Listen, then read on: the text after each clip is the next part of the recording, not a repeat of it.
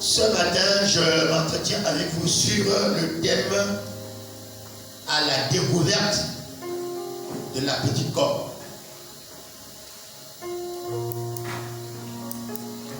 À la découverte de quoi?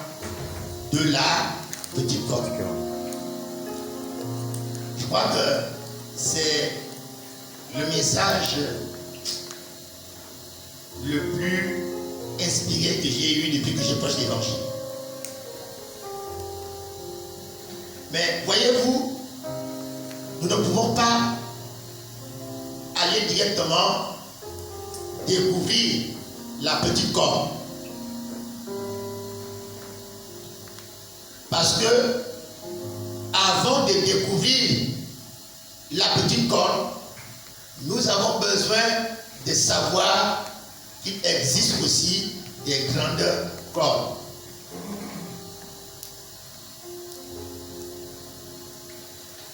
Les grandes cornes sont à la fois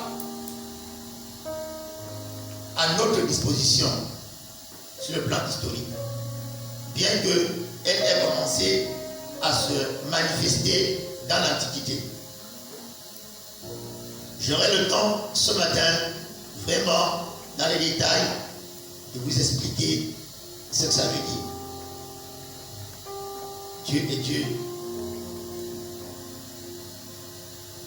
L'histoire du monde se termine donc par la petite corne. C'est l'antéchrist qui est déjà là, que nous découvrirons tout à l'heure. C'est lui, la petite corne. Pourquoi il s'appelle la petite corne?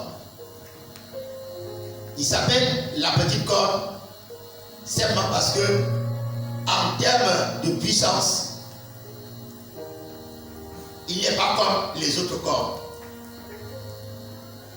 Les autres cornes n'ont plus beaucoup de temps. Mais son temps est très court. Il fera beaucoup de choses. Et à travers cet enseignement, nous glisserons aussi pour comprendre certaines prophéties qui nous concernent.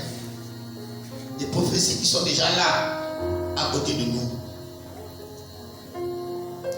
Des prophéties que les gens ont de plus en plus du mal à expliquer. Pourquoi? Parce qu'ils n'ont pas eu le mandat de décortiquer ces prophéties. Alors venons-en au sujet. Je veux d'abord que nous comprenions quelques principes. Si nous avons à définir une corne, la corne fait partie de la formation de certains animaux. Les chèvres ont des cornes. Les boucs ont des cornes. Les buffles ont des cornes. Les taureaux ont des cornes. Ce sont, n'est-ce pas, des instruments que Dieu a placés au sommet de leur tête pour combattre. Donc, dans le monde animal, puisque la Bible nous parle de bêtes, si la Bible nous parle de bêtes, cela veut dire qu'il s'agit du monde animal, c'est une préfiguration du monde animal. Parce que pour comprendre les choses spirituelles, nous devons d'abord comprendre les choses naturelles. Mais voilà. Donc, c'est par extension que nous comprendrons maintenant ce que veut dire une bête. Mais il faut d'abord que nous partions du point de départ. Nous connaissons tous des chèvres. Nous connaissons des boucs. Des bouquetins. Les bouquetins, ce sont des chèvres sauvages qui vivent dans les montagnes en Europe. Nous connaissons les taureaux, les buffles. La puissance de ces animaux se trouve dans leur corps. Pour que un bouc, par exemple, puisse régner dans un troupeau, il faut que ce bouc combatte un autre bouc. Et ce combat se passe au niveau de quoi? Au niveau des corps. C'est corne contre corne. N'est-ce pas? Selon une technique que chaque animal a développée. Et c'est le bouc qui a les cornes les plus puissantes qui arrivera avec l'autre bouc. Et à partir de ce moment, il deviendra quoi? Il deviendra le responsable du troupeau. Je crois que ce sont des phénomènes que nous pouvons observer. Je vais doucement. Je vais vraiment doucement. Alors, nous avons également dans la forêt des animaux qu'on appelle des cerfs. Eux aussi ont sur la tête des cornes. Et ces cornes-là ressemblent un tout petit peu aux branches des arbres. Et à travers ces cornes, on peut déterminer l'âge de cet animal.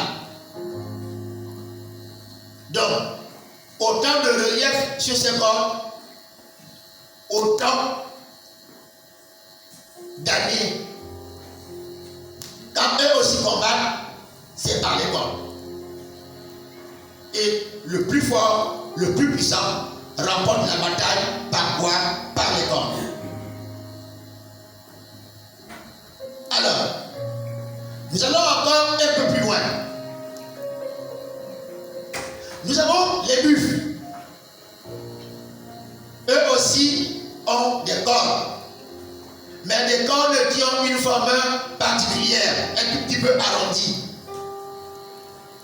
Et pour devenir le responsable du troupeau de buffles, il faut que le buffle le plus fort utilise ses cornes pour vaincre son adversaire. Et quand il a vaincu son adversaire, qu'est-ce qui se passe? Il devient le roi, n'est-ce pas, du troupeau. C'est merveilleux. C'est très merveilleux. Maintenant,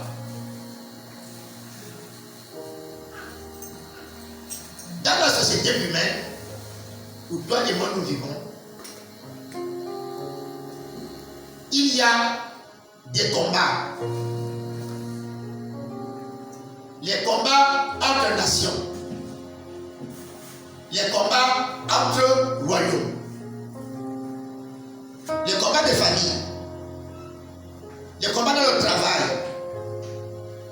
Les combats dans le pays. N'est-ce pas? On parle de guerre civile. N'est-ce pas? On parle de guerre civile. Donc, il y a ces combats. Et je vais vous surprendre.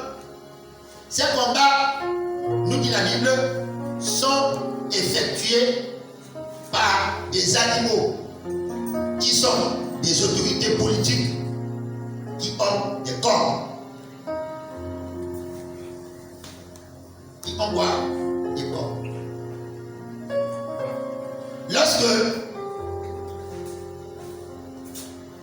un pays entre en guerre avec un autre, il s'agit d'un combat de corps.